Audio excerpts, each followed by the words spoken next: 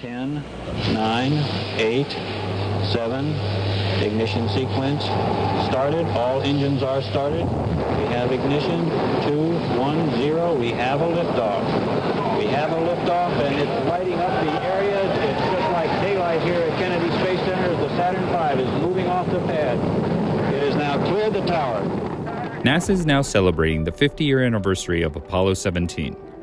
This was the final mission of the Apollo program, and most notably, the last time humans set foot on the moon's surface. The landing site in the Taurus-Littrow Valley was selected so that astronauts could collect samples of the lunar highlands and investigate the volcanic history of the area. So, what was it like to actually be there, and how does this mission connect with NASA's current exploration of the moon and our future plans to return humans to the surface? These questions are best answered by the lunar module pilot for Apollo 17, Jack Schmitt, whose background as a geologist offers unique insight about studying the lunar terrain. For Jack, being on the moon was an unparalleled experience, and future astronauts should expect the same. The experience is going to be more than you ever anticipated, and it was that way for me to get onto the moon.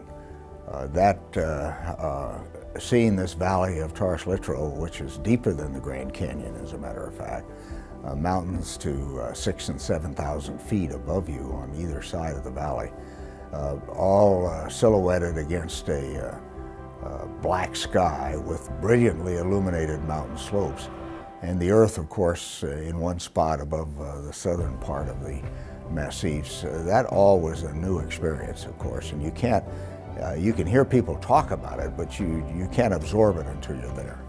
Being there is the essential human ingredient in any kind of experience of that kind.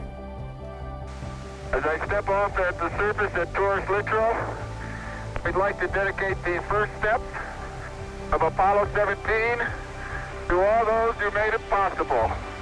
Schmitt and Commander Gene Cernan completed 3 moonwalks on the surface, taking rock samples and deploying scientific instruments. Difficult work considering the surface gravity is only about 1/6 that of Earth's. What are you working on, Jack? I'm taking a pan. Very good. I'm coming right now. I bet you $1 to donuts that you don't get a TGE reading. Yeah, Gene, if it's easy enough to take it off, why don't you take it off the rover and we'll try and level it and the stuff. Oh, come on. I'm not sure there's any place to put it on the ground level. No. You have to dig a place. Yeah, I'll do it. Okay, it's coming off.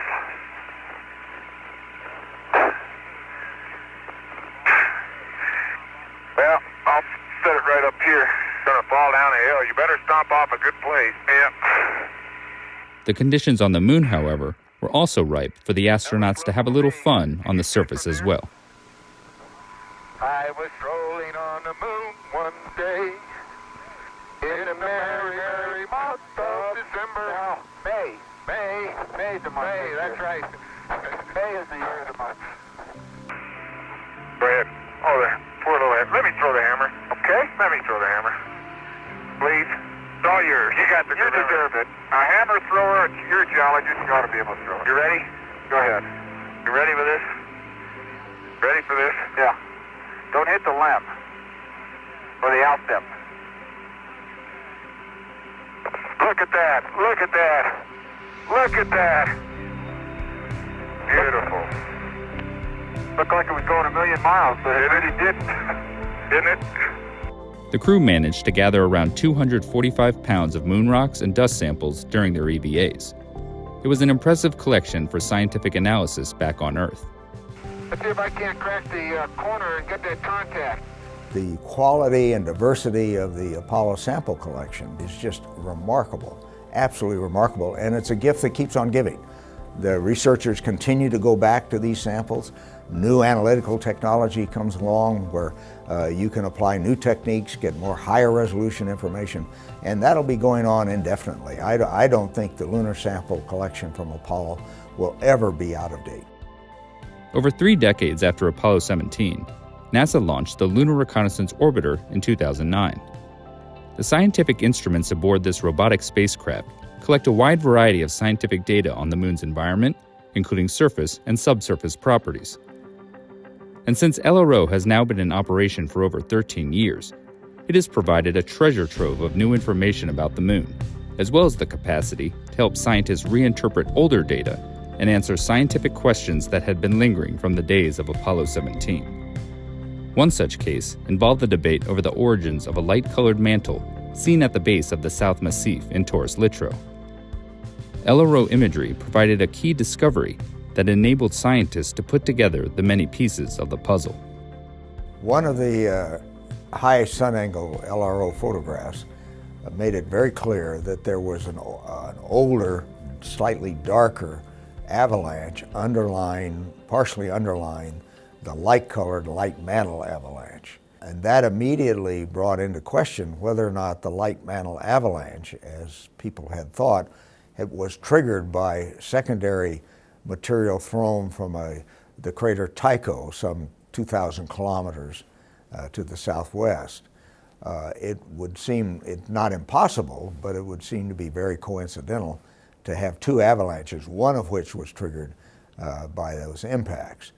And that in turn took us to looking at what might be an alternative triggering mechanism. And the more we began to understand the Lee-Lincoln Scarp, and that it was indeed, as a result of other LRO analyses elsewhere on the Moon, that it was indeed a thrust fault scarp, then you start to think, well, maybe these are being triggered by seismic activity, moonquakes. And so it sort of snowballs. You see one thing, and then you start to explain that, and it leads you to a number of other analyses. Clearly, LRO imagery and other sensor data has made a great difference in our ability to augment the interpretation of the geology of the Valley of Taurus Littrow. As the LRO mission continues enhancing our ability to interpret Apollo-era data, while also collecting new information about the lunar terrain, Jack sees a clear roadmap for the future exploration of the Moon and where we should go next. It's apparent to me that based on just general considerations, as well as the magnificent imagery coming from the Lunar Reconnaissance Orbiter camera, that South Pole Aiken is clearly the place you'd like to have an extended human presence for exploration. With all this new knowledge, I think South Pole Aiken becomes a much higher priority for the next human mission to the Moon. Sure enough, NASA has recently announced that the Artemis missions, which will eventually have humans returning to the lunar surface, will focus on the Moon's south pole.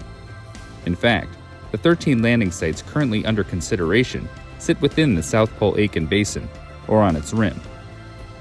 Data shows the presence of water ice in some of the permanently shadowed regions, a discovery that is crucial for understanding the geologic history of the Moon, as well as helping establish a sustained human presence there in the future.